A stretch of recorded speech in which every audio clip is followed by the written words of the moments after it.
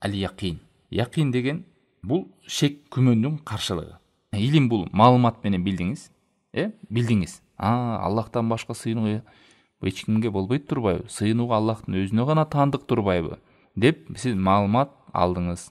Эми ушул маалыматты сиз жүрөгүңүзгө сиңирип туруктуу кылуу. Ушуну яқин дейт. Яқин деген көрүп тургандай, кыймылдабас, өзгөрүлбөс, ары бери артка кайтып кетпес, бекем кылып тастап жүрөгүңүзгө орнотосуз. Бул яқин дегендин карама каршылыгы эмне? Шек, күмөндүн карама каршылыгы. Илим менен сиз билдиңиз, эми яқин менен сиз тастыктап жүрөгкө орнотосуз. Алла Таала Хужурат сүрөсүндө айткандай: «Иннамал муъминуна аллазина аману биллахи ва расулих». Чыныгы момундар Аллахка иман келтиргендер жана Аллахтын элчисине иман келтиргендер. Сумма лам яртабу. Яртабу деген андан кийин күмөн санабагандар, шек санабагандар ыйманында. Кээде адам бир нерсе маалымат алышы мүмкүн, бирок ошол маалымат билди, бирок ошого шек санашы мүмкүн. Мен билдим, мойнума алдым, түшүндүм деп туруп аны кайра ушул чынбы чын десе шек санаа болот. Бул жерде Алла Таала эмне деп атат? Чыныгы момундар Аллахка, Аллахтын элчисине ыйман келтиргендер жана андан кийин шек кылбагандар дейт. Алар акчалары менен, бай мал мүлкү менен, жандары менен Аллах жолунда аракет кылгандар, курбанчылык кылып, умтулуу, ыйманын сактоо ушул динде. Улаика хумус содикун. Алар чынчылдар деп. Бул жерде мааниси лам яртабу. Мындайча айтканда якин менен эч кандай шек санабагандар. Бул экинчи шарты туугандар. Экинчи шарты якин. Муслимде келген хадисте пайгамбар саллаллаху алейхи вассалам Абу Хурайрадан келет, айтат пайгамбар саллаллаху алейхи вассалам, айтып атат, не дейт? Ашхаду алла илаха иллаллах. Мен көөлүк берем дейт. Туугандар, көөлүк деген эмне дедик? 3 маани камтыйт дедик. Көөлүк берем дегенде 3 маани камтыйт дедик. Эстеп калдыңыздарбы? Адам көөлүк менен бериш үчүн же жүрөгү менен ошол жерде болуш керек, же көрүш керек. Ушунун бири да, же болбосо билиш керек. Анан сиз бир жерде көрбөй эле көрдүм десеңиз эмне болосуз? Жалганчы болосуз. Билбей эле билдим десеңиз эмне болосуз? Жалганчы болосуз. Ал жерде болбой эле мен болдум десеңиз эмне дейсиз? Жалганчысыз. Ошон үчүн жалган көөгөтүү бул чоң күнөөлөрдөн. Көрбөгөндү көрдүм, билбегенди билдим, укпаганды уктум. Ошон үчүн келме келтирип өзүңүз билбесеңиз маанисин түшүнбөсөңүз кантип анан айтасыз? Ишендим, айттым, баяндадым, ачыктадым, жүрөгүм менен ынандым, билдим деп биз келмени билип туруп келмени көөлүк келтиребиз. Пайгамбар ушун көөлүк келтире айтат. Көөлүк келтирем. Аллахтан башка сыйынууга эч бир кудай жок, эч бир сыйынууга татыктуу зат жок.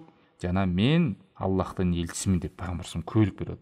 Себеби билет өзүн Аллахтын элчиси экенин, көрсөзбү? Билип туруп көөлүк берип атат.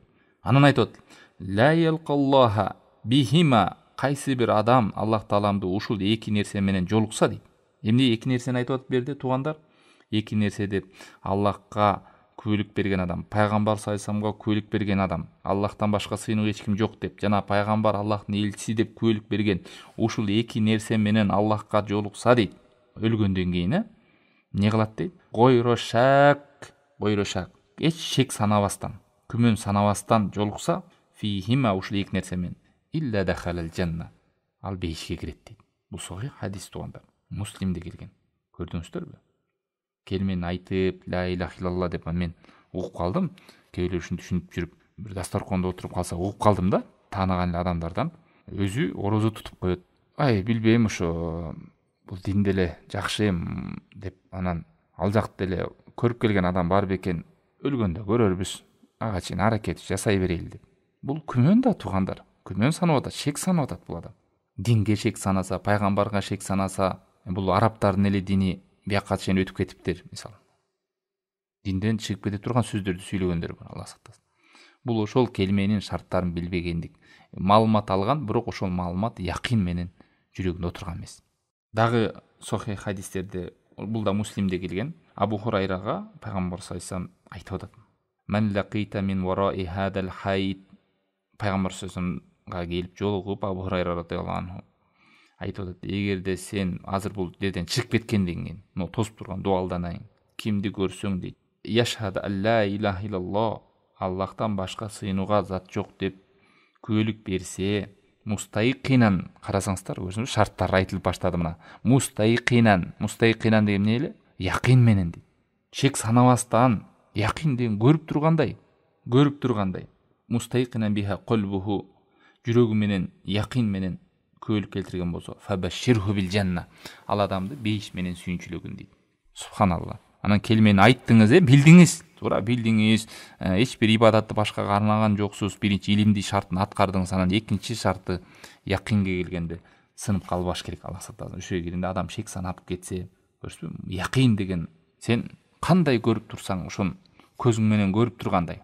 Беле тараддуд, шек санабастан, күмөн санабастан, ойку кайкы болбостон, ары бери ойноктобостон, ушуну якин деп коет туугандар.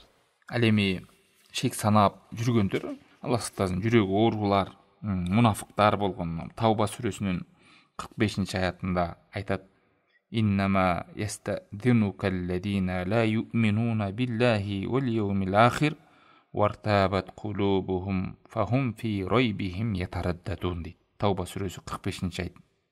Бул жерде ошо мунафыктар жөнүндө, ошол момундардан жолуна чыкпай, пайгамбар саллаллаху үзүр издеп сурап шылтоолорду кылгандар, ошентип уруксат сурайт. Алар акыретке жана Аллахка ишенбегендер жана жүрөктөрүндө күмөн болгондор, алар күмөндөрүндө ойку кайкы болуп жүрө берет дейт. Ушундай күмөндө жүргөн адамдар жакшы деле кылып коеюн, жакшылык ошол чын эле бар болгон болсо жакшылык кайтар, жок болсо анда өлсөм жок болуп кетем. Булардын кылган жакшы амалдары кайтып барбайт туугандар.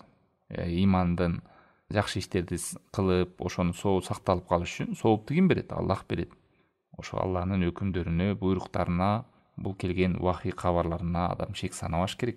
Мындайча айтканда туугандар, бул келмени шарттардын бири биринчи билүү болсо, жөн эле билбей эле тилиң менен айта берсең, билбей эле тилиң ла илаха илlalloh, ла илаха илlalloh, ла илаха деп миллиард жолу айт. Кээ бир мисал мен таң калам, өлүк жерге барганда ошентип тахлил деп коет. Андай суннада келген эмес, өлүктүн жанына айта берет да. Жардам бербейт андай нерсе. Бир адам өзү кечиккер айтып, ла илаха илlalloh деп кайталай берсин, мүрдөнүн жанына барып айта берсин, бир ташка барып айта берсин. Жок, анын шарты аткарылбаса, ла илаха айтып коюп башка бирөөгө сыйынып атсаң, ла илаха илlalloh Аллахтан башка сыйынууга эч ким жок деген сөз да, мындайча айтканда. Өзү ушун ла Аллахтан башка сыйынуу зат жок, Аллахтан башка сыйынуу зат жок деп коюп, балдарына көз мончок тагып койгон, мойнуна тумар тагып койгон, заборуна така илип койгон. Эми санай берсең толтура да, бүт нерселердин баарын башка нерселерге ишенип алган. Биянан арбак колдойт деп койгон, тиянан болсо дагы бир нерселерди, чүпүрөктөрдү байлап койгон талдарына. Биякта мазарларына барып мал союп койгон, баланчы үңкүрдөн барып дагы бир жакшылык тилеп койгон. Сөз эле Аллахтан башка сыйынуу зат эч ким жоктугу, бул шылдыңдоо да баталамды. Тилиң менен айтып коесуң, анан кылып аткан иштериң, жүрөгүңдү байланган нерсең баардыгы башка нерселерге байланган. Туугандар, маанини билиш керек, маанисин билиш керек. Сөз, анын мааниси бар.